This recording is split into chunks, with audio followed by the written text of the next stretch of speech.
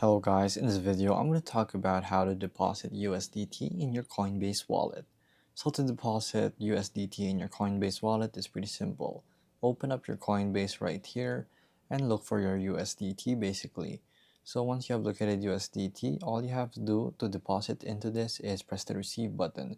So as you can see right here, you can deposit USDT into this. So you can check it here. This is an Ethereum address.